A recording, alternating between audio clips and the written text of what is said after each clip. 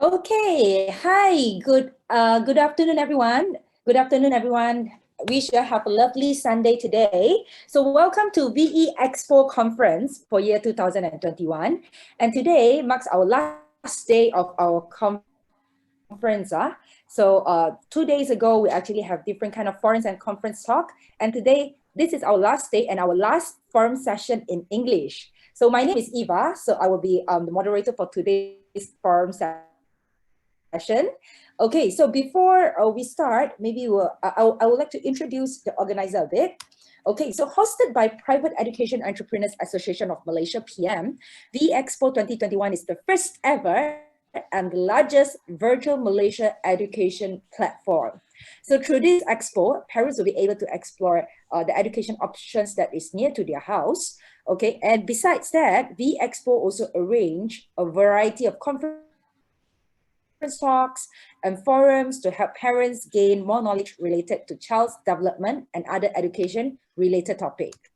So for those that have not visited VEExpo yet, please click into the link that my colleague might share in the comment section. Okay, so if not, you can actually type in this xpo.my. Okay, so once you enter already, you can actually register yourselves and visit different education booths. Okay, so all booths are trilingual.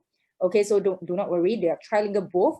And then you can actually explore. There are different buttons for you to press on, and it's quite informative. Okay, so then you can start interacting with the exhibitors already. Okay, on top of that, VEExpo has prepared lucky draw prizes worth more than 10,000 ringgit Malaysia. Okay, so you just need to register yourselves into VEExpo and earn points by visiting more booths. Okay, so each time you interact with booth, then you actually collect points. So every 10 points, earn yourself a chance for this lucky draw.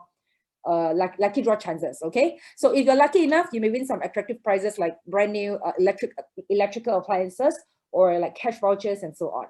Okay, so before we start, let me introduce you to today's speakers. Okay, we are very, very lucky to be able to invite two doctors with us today. So we have Dr. Vivian and Dr. Crandy. Okay, so maybe Dr. Vivian and Dr. Crandy, you can actually unmute yourself. So to just say hi.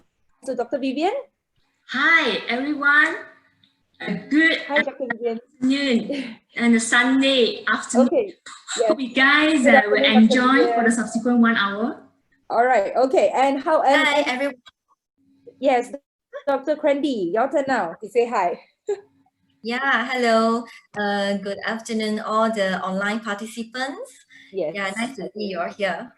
Okay, so so today we are going to talk about how to help children cope with stress that will prepare them for life. Okay, before we start, maybe I would like to introduce a little bit background of Dr. Vivian as well as Dr. Crandy.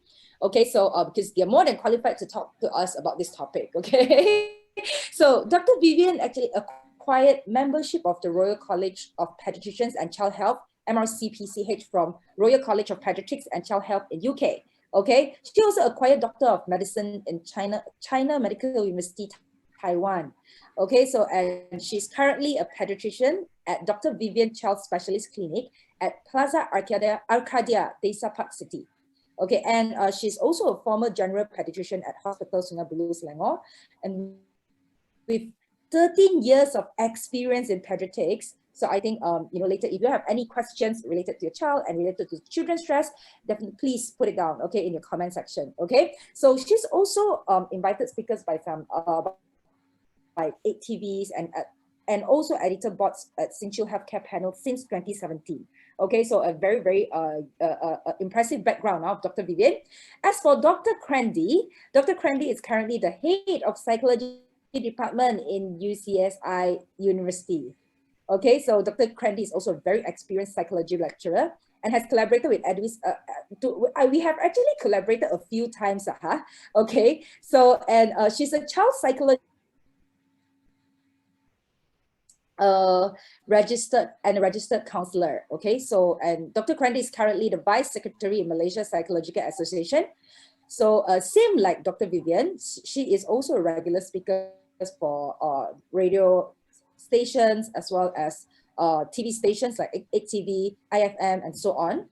Okay, so even during that COVID session, COVID season, like half a year, last year in 2020. So Dr. Crandy has also conducted a COVID-19 research titled "The Perception, Stress, and Psychological Distress of the COVID-19 Among Malaysians After the Outbreak." So I think that, today I was, when we talk about stress about children, I think it will not just about, normal stress. Maybe we also can also discuss a little bit on, like, stress due to some, for example, COVID or some special occasion. Okay, so after my long-winded introduction, okay, so today let's start off with, so I actually stopped sharing so everyone can see all our speakers here.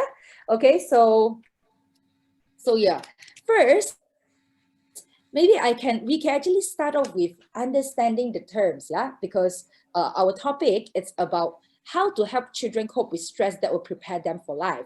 So maybe we will start talking about the term, what is stress, or what is stress for like children. Okay, so maybe from here, Dr. Crandy will want to actually give some of your point of view, or how to the explanation, the definition of the stress. Yeah, okay. Hi, Eva, and all the participants. Before I start sharing about what is stress, among the children, so maybe just to correct a little bit about my title in UCSI, I'm no longer the head of department. I'm the Deputy Dean of Social Sciences and Liberal Arts. Yeah, it was last year. I'm sorry. Yeah, in April that time. So anyway, just a title, doesn't matter. So when we talk about stress, I remember during the MCO that time, the webinar that we conducted together, it was about the stress for parents, how to work and then how to handle children. They have to go for online classes, all that. Yeah, but then I think it is the first wave when the COVID-19 attacked Malaysia. Most of the parents are coping very well. So now we just switch to focusing on children. When we talk about stress among children, we can always say, people will say, oh, it is the positive stresses or the negative stresses. Yeah. So when it is a positive stresses, we can see the improvement and also the children's psychological improvement in the sense that children are able to respond well towards the stress, so-called stress, because every individual, we define stress differently. Yeah, the same event happen, different child perceive it is different. That's what we call a psychological different perception. Yeah, but if it is a negative stress, which the children will respond in a very negative ways, yeah, they will cry, they will have some physiological changes, their behavioral changes, social changes, cognitive changes, and so on. Yeah, I think just in general, we can say, stress for children, there are two. We put aside all the difficult terms, but to make everyone more easy to understand, it has positive stresses and also negative stresses that we can see in terms of their cognitive, emotional, behavior, physiological, and also social. So all these stresses can come from all these aspects. Yep. Okay, all right. So Dr. Vivian, maybe from the pediatrician point of view, maybe do you want to add a little bit more? Yeah, I think for me, I'm a very simple person. I just feel that the stress is something of a feeling of emotional strain and stress. I mean, the pressure. So that's the I think the explanation of the word stress per se. Yeah, I do agree with Dr. Crandy with the positive and negative stressor that we usually term into. So there are also different ways for different age group. As in kids, we know that by WHO, we define from 0 until 18 years old. So at different age group, they might actually have a different response, and also the way how they express it and manifest it. Maybe later on, we can actually get some example, and then we do have a more discussion on that. Yes. Okay. So because like from 0 to 18 years old is actually a very big wide range. area is actually a very big number. So like, let's say for young children, like let's say 6 years and below, maybe stress might be good or bad, or the answer might be different for like 12 years old, 18 years old, as well as 6 years old. Okay, so maybe we can actually discuss this further. Okay, so because one of the question is also whether stress is good or bad, but this one maybe we actually put later. So we will actually discuss a bit about what are the, like this just now, Dr. Crandy actually mentioned about positive and negative stress. So maybe we can actually look into what are the symptoms when you think that, you know, your child, that the parents can use to identify whether the child is having stress or not. Okay, so for here, so maybe Dr. Vivian, you want to actually, you know, maybe I want to share more to divide into a non-verbal and verbal child, maybe easier. Non-verbal child usually is by definition, by 14 months of age, they're supposed to start a single meaningful word. So most of us that we actually mention about non-verbal is more to like baby to infant. So as for baby and infant, when they have stress, so just get an example. Because non-verbal, like infantile colic, they feel stress also. Though infantile colic nowadays is quite a lot of what will be the etiology for that, I'm unsure, but definitely there is some stressor in. So how they actually manifest it? So when the baby is feeling discomfort, the most common thing will be they might actually cry, or they're showing discomfort, or it might actually affect the basic things such as the feeding, the activity, the sleeping, and general emotional stability. So that is more easy to see. As for a verbal child per se, so it's more that it's beyond infancy, and it might goes into toddler and also a kids and a young adolescent. So for them, the manifestation is not only confined to from a general basic expression as what we say, the sleeping, the eating, the playing, activity, and so on, but they do have something more than that. As in Dr. Crandy just now also mentioned, they might actually affecting their psychological, and it convert into body pain, somatic pain. So they might actually having something like recurrent abdominal pain or recurrent headache, here pain, there pain, knee pain, everywhere also pain. So that is the common things that we actually encounter during our clinical practice. So I think I just put it as simple as that. Maybe we can have more discussion again after Dr. Crandy's input for that. Yes. Like I can actually agree, because sometimes, because I deal with young children a lot, so because you know, we actually operate preschools. So you know, so just suddenly, you know, sometimes some child, you know, maybe a baby girl, okay, 3 years old, 4 years old, keep telling us that, you know, stomach pain. So you know, sometimes we cannot really identify what is wrong. Okay, it's not because she has eaten something bad or something like that, but she kept telling teacher stomach pain. So maybe this might be also a sign of she's having some kind of stress, right? Okay, so Dr. Crandy, maybe you can also share from a point of view. Yeah, so I think we need to know before and after the changes. So as a parents and also as well as educators, teachers, we need to be very sensitive with children in terms of their behavior and also their feelings. So based on the research, right, we found out that children, young children especially, for healthy young children, they are very active. Yeah, they like to jump here, they like to run there. But as a, you know, as a normal parents, we usually will say, don't jump, don't run, you know, later you fall down, you know, this kind of education. But actually it's good for children to run and jump. And because based on the children's behavior, a happy child, they will have a lot of body language. Yeah, they will jump. So their arms is the one we can see very clearly. If the child is happy, they they tend to move more, their arms. But if you start notice about your children, they are, changing to become more quiet. They feel lonely, they feel, uncomfortable in different, places, environment, and they will start not moving that much, their arms especially. So they will more to like, keeping, hide themselves at a corner. They start to talk less, they start to smile less, and so on. Yeah. So that's why I will emphasize here is we need to be very sensitive with children changes, because when the child experience stress, yeah, two things we can see very clearly, like what Dr. Vivian said, feelings and also behavior.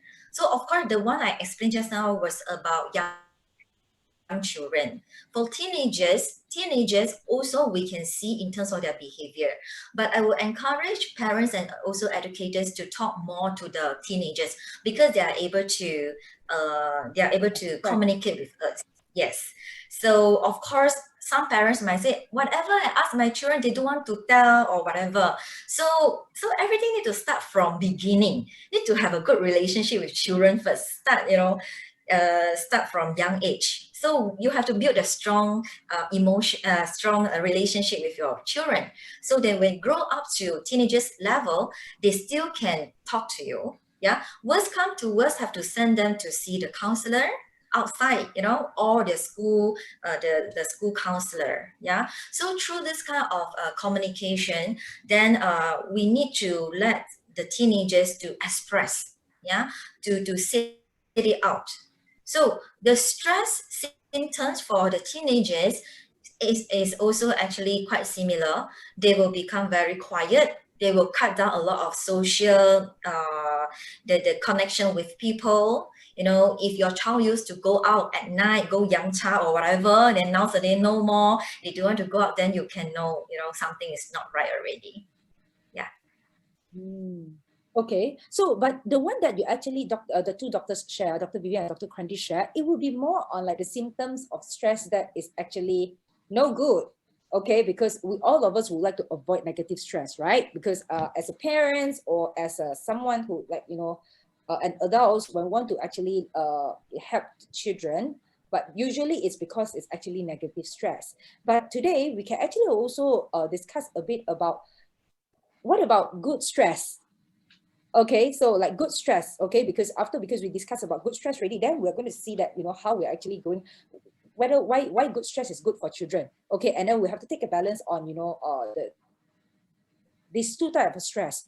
So like let's say for good stress, I'm not sure whether like that ask is it appropriate, like is there any symptoms of good stress, but or it will be more on Yeah. like the effect of the good stress. Yeah, I think maybe I Okay, start first. Yeah, yeah, Dr. Kandi, you I can think go ahead. I think good or bad is very personal.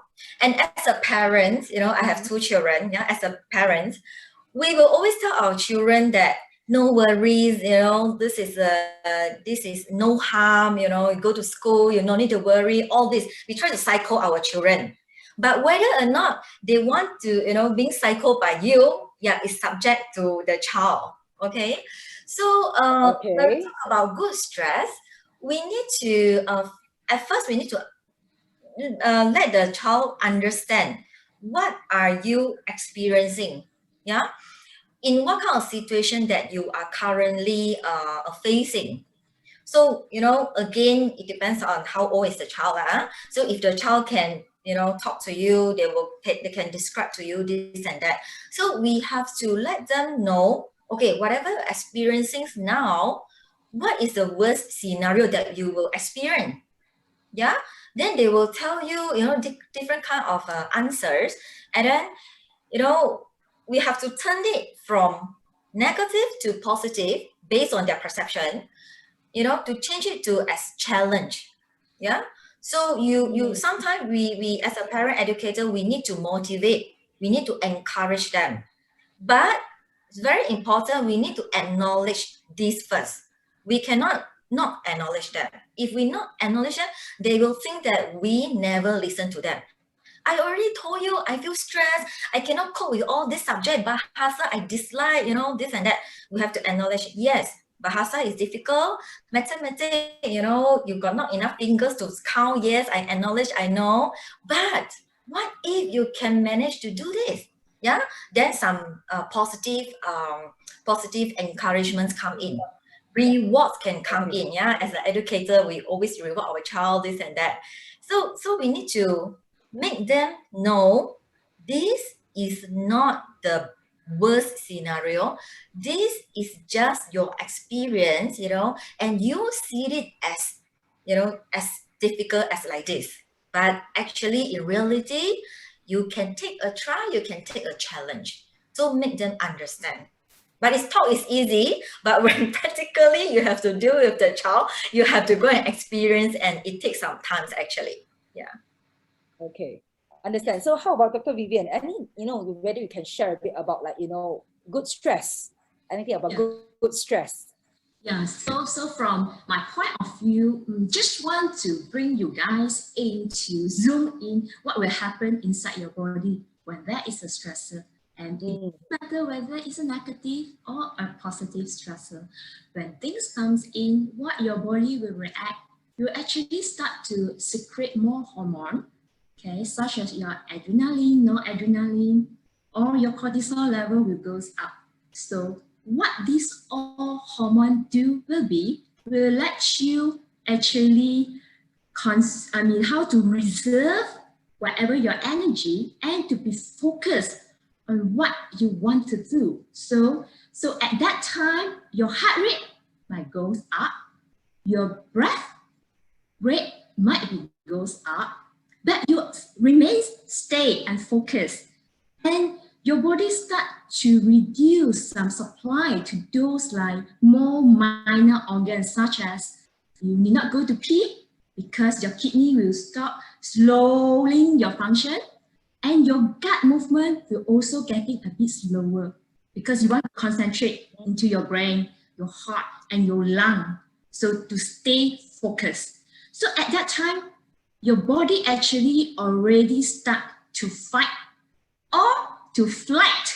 This is something we always actually mention. When you have a stress, whether the body is fighting or your body is actually trying to get rid of that will be fight and flight. Okay, so if let's say you are getting this opportunity, you are utilizing your focus and you stay focused, maybe your body can get beyond what you expect.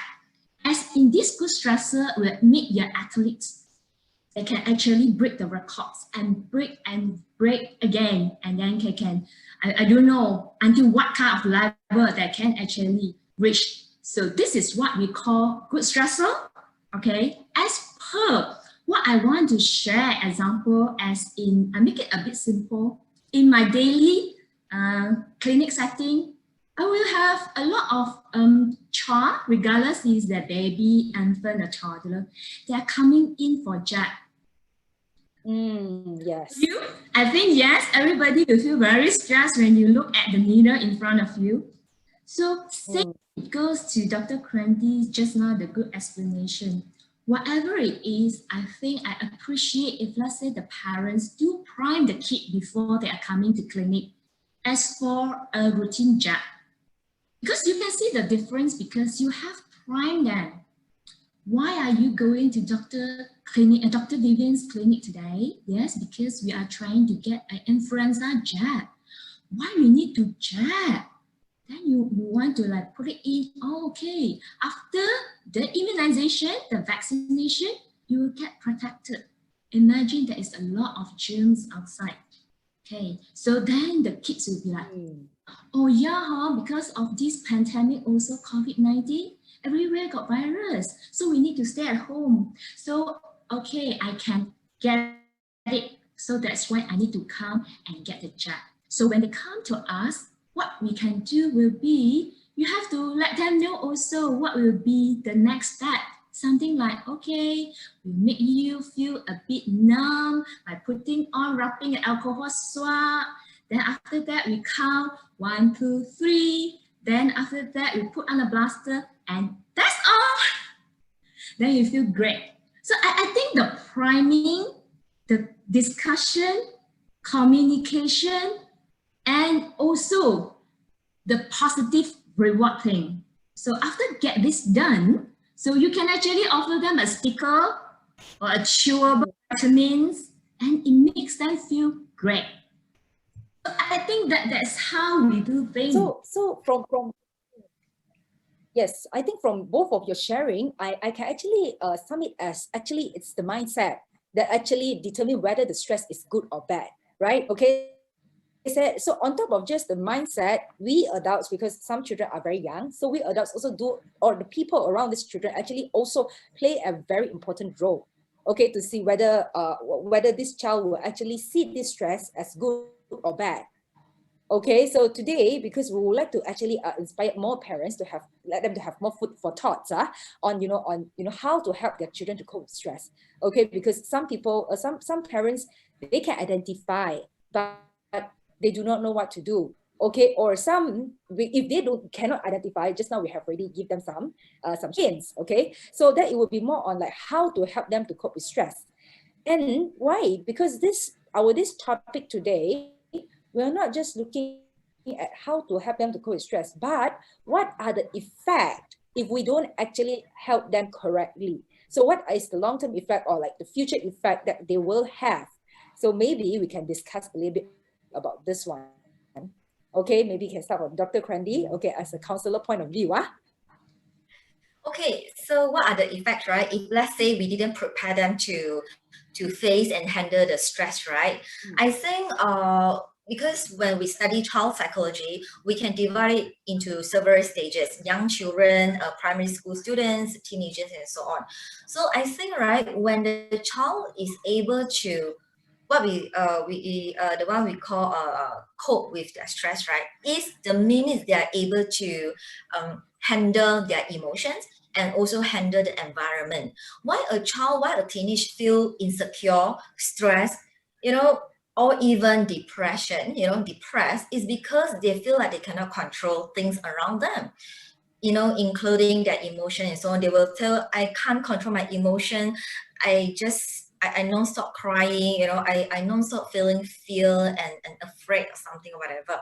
So when they are able to cope with it, that means when they are able to handle it by themselves, they will have the feeling of, yes, I can do it. They have more self-confidence, self-esteem, self-efficacy and so on. So when they have this kind of positive feelings, good about themselves, then it shows that they are able to cope with it. So if they fail to do so, they will become more low self-confidence. They will lose the interest in doing anything.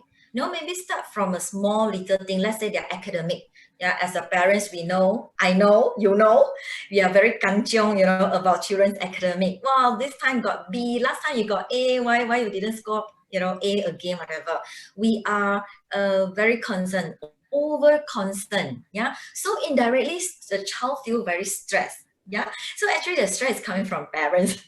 So yeah, when the child feels stressed and they lost their interest, they lost confidence in studying, then it will relate, it's like a chain. It will relate to their hobbies, things that they used to do, like now they don't like to do. It's like a snowball, and grow bigger and bigger. And if we did not really notice this, on the spot or immediately, later on they will have a lot of negative thoughts. Then again, the mindset, like what Eva said just now, the mindset comes in.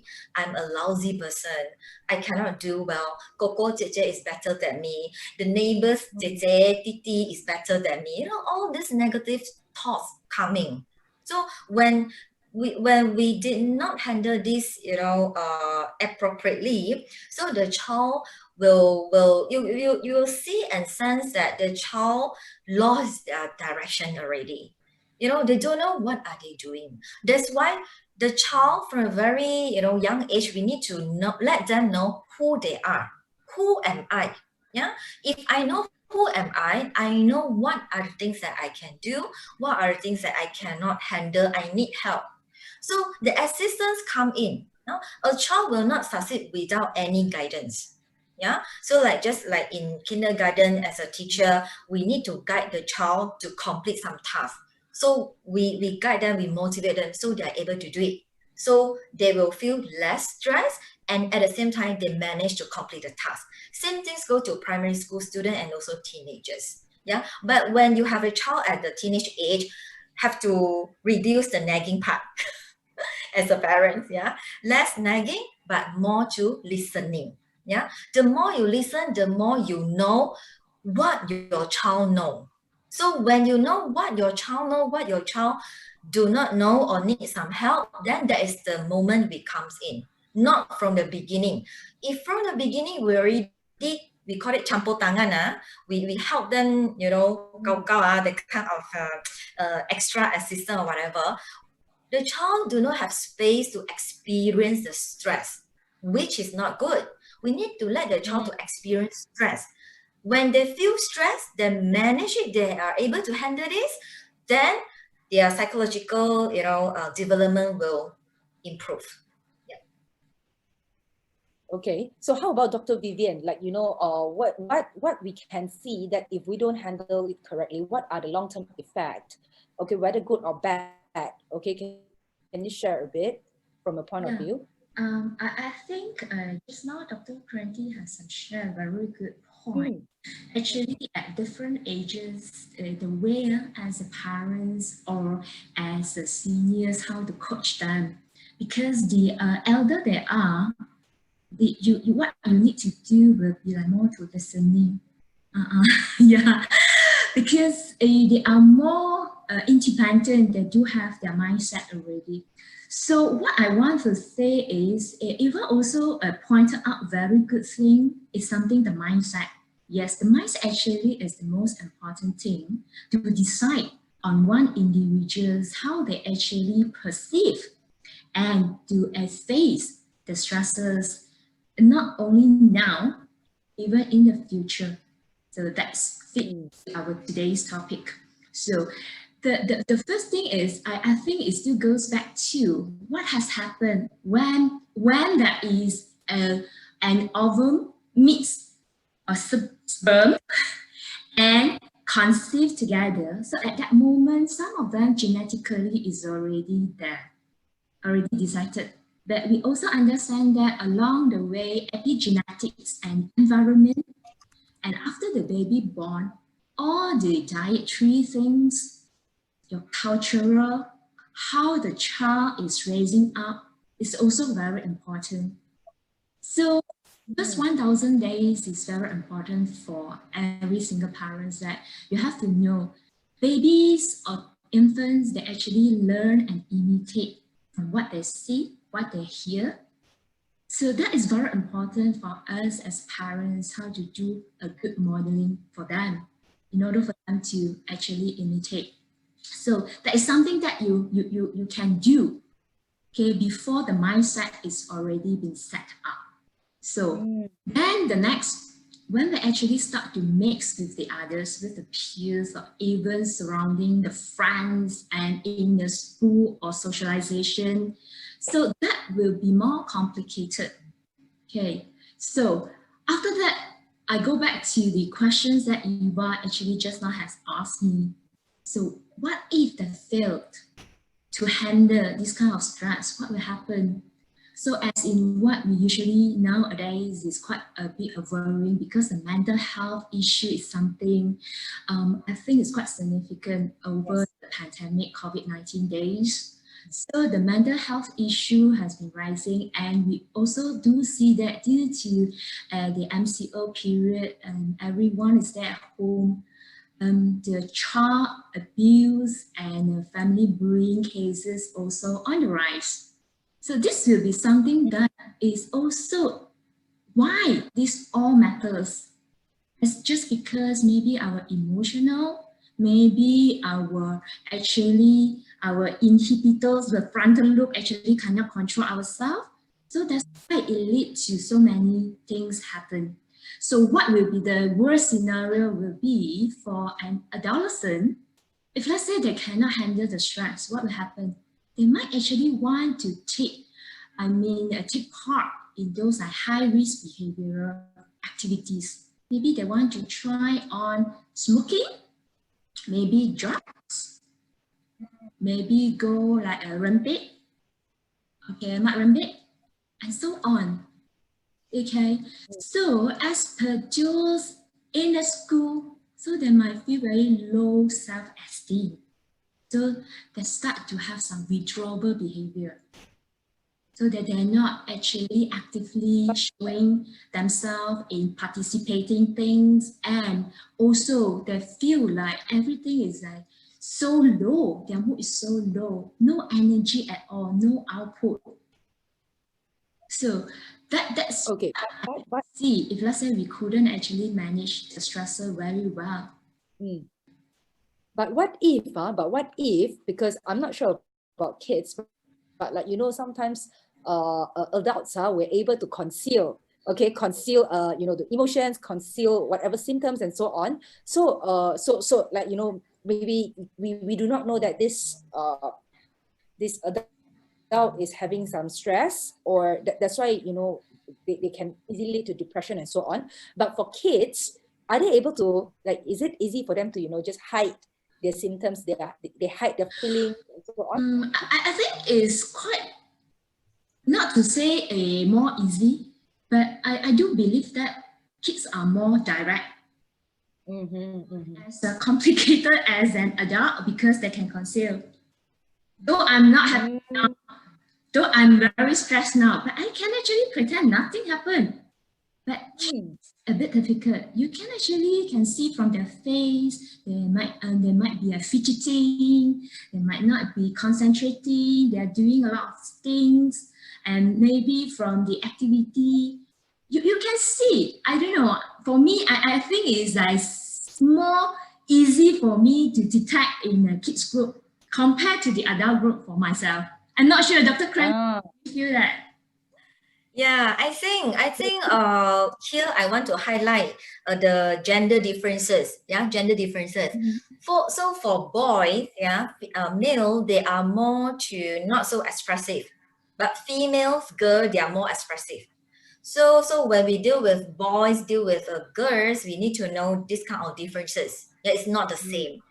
So of course, for boys, dealing with boys, teenage boy, we need to be more, we need to use different, ways to go into their heart, Whereas females, no need to ask also, she'll blah, blah, blah, tell you a lot of things already. Yeah, so females tend to talk more as well, tends to share more as well. So if you ask me, yes, females, girls, they are more emotional, but it depends. There is, also have positive side about Their this character sensitivity. Yes, their character. Yeah. Yeah. Okay, so yeah, but let's say for children as young as 6 years old, do we also consider this as one of factor, like I mean, like, for the gender? Also one of, I thought, like, you know, when they're actually teenagers like that, you know, we can see very big differences for, you know, girls and boys. Okay, but even like as young as 6 or 5 years old, so female are generally much more, the girls are much more expressive, is it? I think cannot generalize also. Because I thought I do see some of the boys are very talkative at that time. Yeah, I don't know. Some of them very good in expressing. They can talk very good. Not only the quantity, but the quality also very good. The sentences is very well list. But some of them, they might not. So you actually have to individualize, because you have to see from the development milestone, everything, how they actually develop the communication skills. Some of them during a young age, they were very expressive already. Because as a niece also, most of the parents will think that boys are slower in talking. But we try not to put that as a general statement. But I think something I want to add on here is, for those who are very expressive in terms of their ideas, their creativity, this kind of a character, the child, when they face problems, it's more difficult for them to set it out, because they don't want people to look down at them. They don't want to let people know that they are the failures. So that's, I think, something that we need to be very alert about this. Those who is a good achiever, when they face problems, it's more difficult for them to express. Yeah, this is something important also, because those that commit suicide, also the good achievement. They're very bright. Exactly. They're very brilliant. Okay.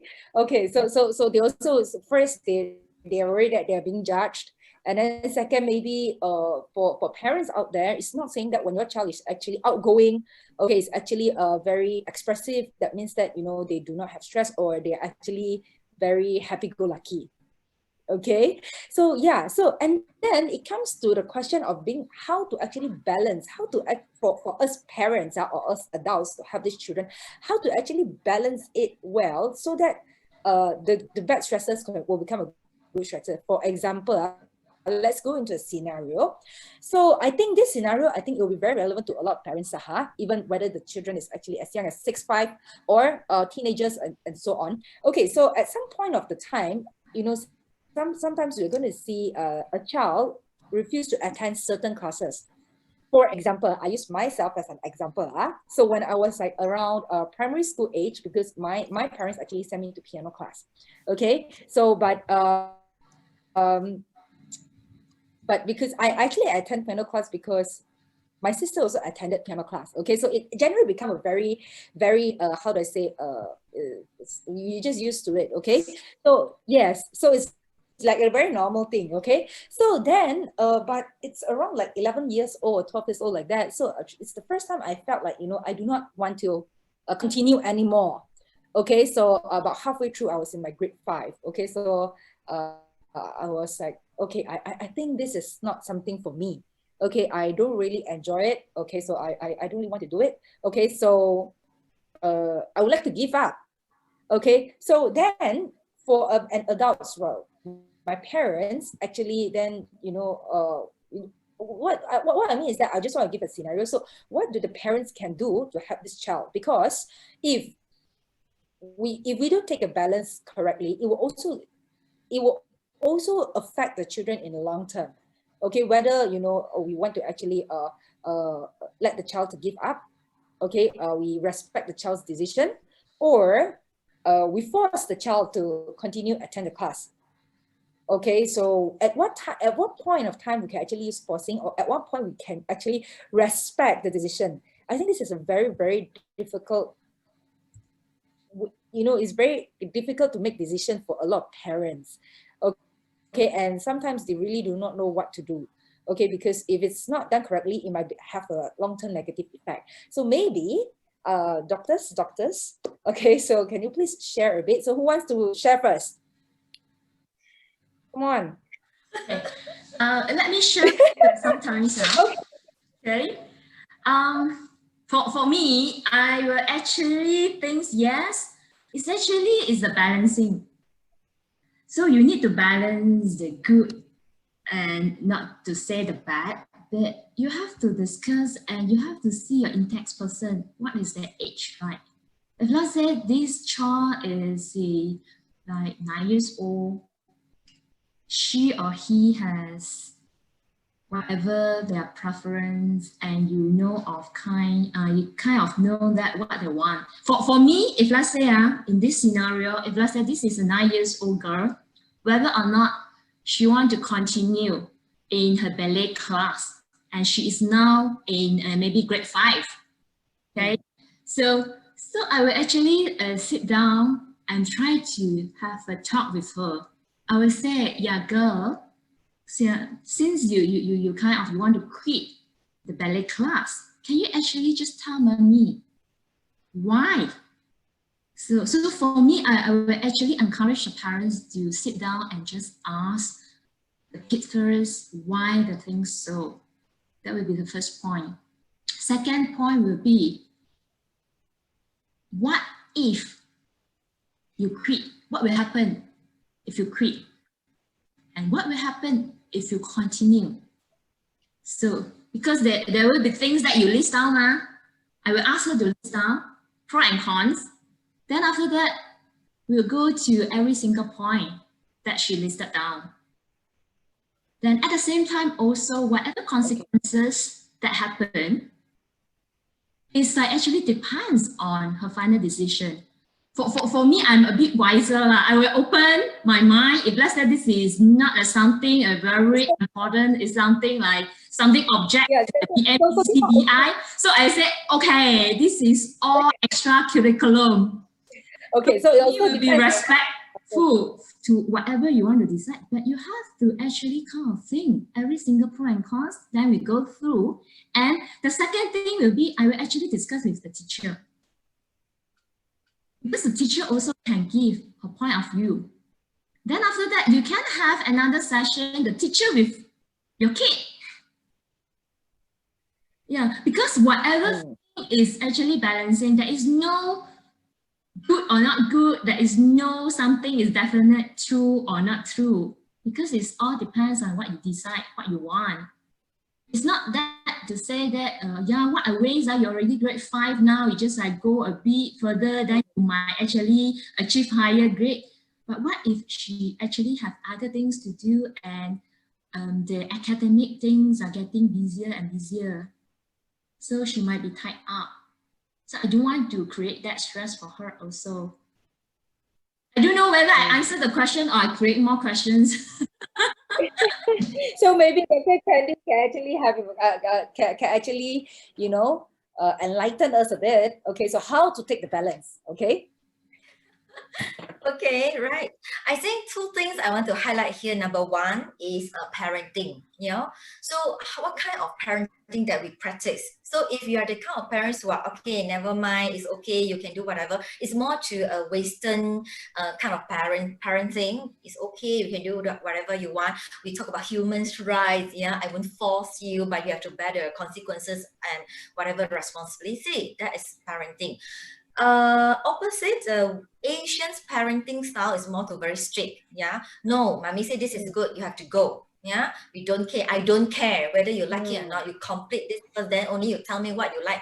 You know, the second one, then I let you do or whatever. This is more to Asians parents. Yeah, but I think now, I think parents are exposed to so many different virtual webinars, toy, you know, this and that. I think parents now today, we are more flexible in the sense that yes, we respect children's rights, children's decisions making, but at the same time we will watch and see whether, you know, the things that the decision that they make is going to harm them or not.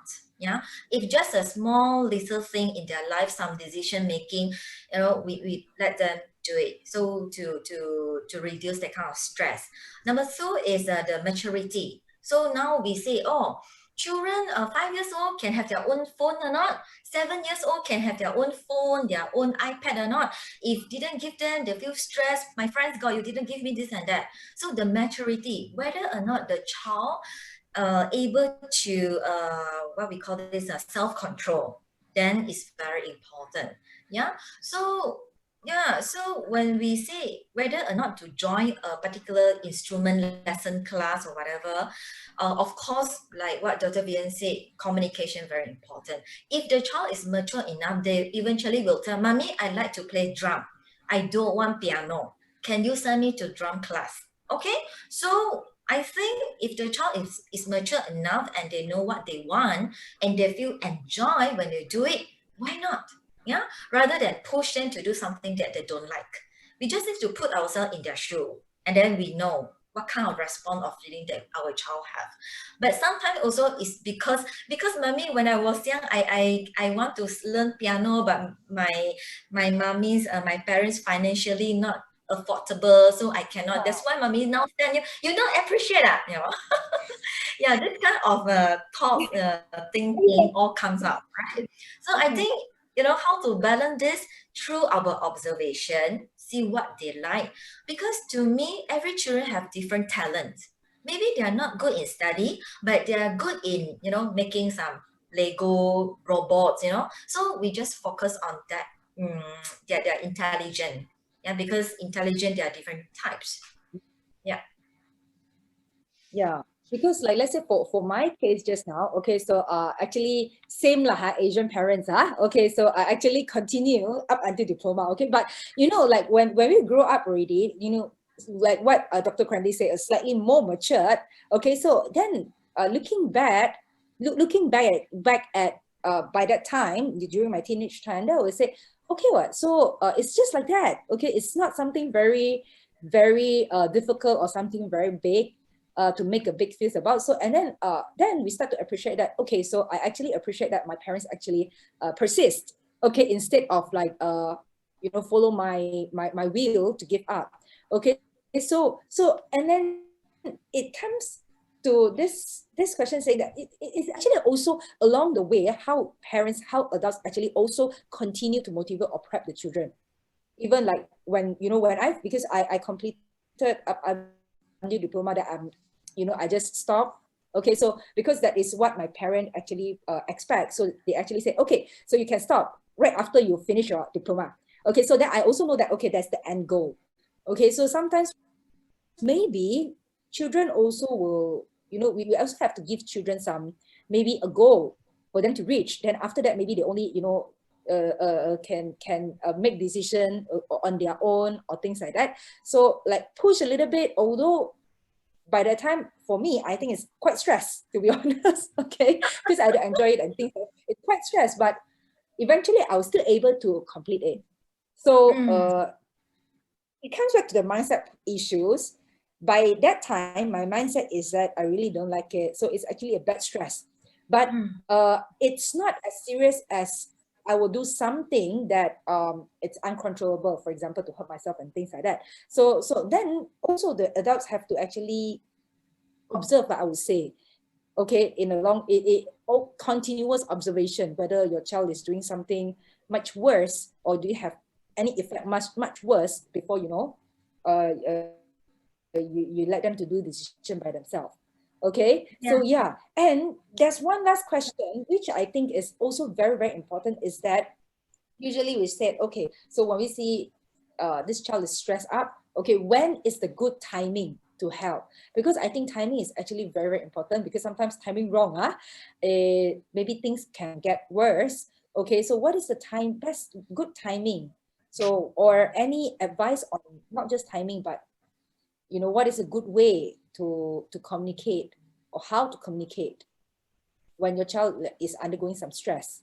Okay, so for example, or this child, not saying that it's like some enrichment class, some child right now after MCO, they really don't like to do online learning. Okay, so then mommy, you cannot keep just pushing, saying that online, your friend is also doing, you also have to do. You see, your teacher is waiting for you already. Because to be honest, some of the kids, right, when we are actually doing online learning in Zoom, we in preschools, we can see that some children actually, you know, throwing tantrums. They just do not want to cooperate and so on. Okay, so but sometimes I see that some parents straight away at that point, okay, because they also didn't unmute that, they didn't mute themselves, so we can actually hear the parents already saying that, you saw friends, okay, come sit down here, and things like that. They start to, at that point of time, straight away they start to want to actually settle the children's emotion, this issue. Okay, so I think that personally, I think that it's not appropriate, because I think it will create more stress for children. So timing is an issue, is a very key thing. So what is your opinion? I think when okay, because of time constraint, last question. When you mentioned about this online learning, you reminded me about that time when my child attended online learning. Just started, he asked me, mommy, finish already? Finish already or not? I said, no, you have two teachers. This is a teacher, you know, a mathematics teacher and then English teacher. So like what you said, we need to let our child to have some visualization, something like that. At least they know when, you know, he or she will finish the task or whatever, when they don't really feel comfortable doing it. You know, when we talk about online learning, is something very new for children and also as the parents. So we need to know it is unusual. So we learn together actually. So go back to the question, when, you know, as an adult to help the child. My answer will be, you know, from time to time, we need to observe our child. There is no a good timing for us to just start to go in or just start to monitor, but it's the 24 hours, you know, every moment, especially when the child when the child experience something new, you know, and then we have to monitor the child from time to time. Just go back to the example that you gave just now, whether or not to stop your piano lesson or whatever. That also, I believe your mommy that time also observe whether you are going to, you know, depressed, disconnect with your friends because due to the stress, all that. So your mommy will observe it actually can still push further, still can push until diploma level, then okay, complete everything. So you happy, your mommy happy, everybody happy. So I think as an educators, parents, we need to observe our child and we need to know our child personality as well. If you know your child is very fragile, little thing also cannot, also very sensitive, so we need to give them some space to experience, not too pushing. But if you know your child is very tough, got that kind of strength to cope with the new changes, then why not give them a try? Just, you know, believe, you know, your child can do it. But I think here I need to I need to highlight that sometimes it's not the child cannot, it's the mommy cannot. Mommy feel pity, you know, mommy feel pity to the child. Yeah. So I think you know, too much worry also not very good as a parent. Yeah. So the answer is, you know, every moment we need to get ourselves ready to chip in. Yeah. Okay. Dr. Vivian, anything to add on? Yeah, no, I think yes, as a parents, you actually kind of like you need to coach your kids, and there is no good timing or bad timing. So when your child, you know your child well, so when your child actually have released some message or there is some behavioral changes that you can observe, it's time to go in already. No need to wait for so long. And as a doctor, I would say definitely you need to take out when there is a warning signs there already. This is a definite time to go in. You're not like waiting for things to explode. But when there is a minor thing like a message is like keep sending out, then you have to like open your eyes and see clearly, and you need to respond and act on it. Yeah, because some of the kids that, like you say, maybe they are a bit more introvert. So all the while there is like that, and they're actually not much of a worker. They didn't share a lot with a busy parent. Sometimes the kids might actually under the care of a grandparents only the weekend. They will actually go back to their parents' house. So I think you to kind of observe and you try to like keep in touch with them and communicate. I think this is very important thing.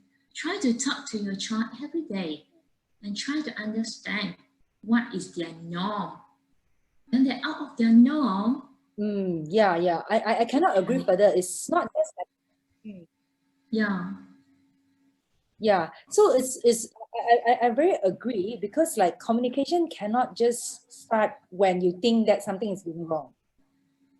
Okay, so it has to be like, you know, all the while you have to start to communicate with your child already. So like, let's say for daddies and mommies out there, if you think that, you know, you are not so good in communicating with your children, okay, so like, what is it, because you're busy or things like that, maybe you want to actually start to change routine a bit, like maybe every day before bedtime try to communicate more, because this communication also comes with trust. So when want to solve children's stress issues, usually they will, you know, talk to people that they can trust. Okay, so because it's not saying that if you are their daddies and mummies, then they are going to trust you, not 100%, but it actually needs to build the relationship. Okay, so yeah, today we actually have a very good session with Dr. Crandy and Dr. Vivian, because even for myself, I do not have kids, okay, but it actually starts to give me a lot of food for thoughts, like, you know, when I'm actually handling children at my workspace, okay, at my workplace. So, you know, there are some of the things that maybe I would like to highlight a little bit more. I would like to make sure that, okay, I have to make sure that the children's emotion and things like that. Okay, so it's a very, very good session. Okay, so but time passes very fast. Okay, so once again, I want to really thank Dr. Candy and Dr. for your precious Sunday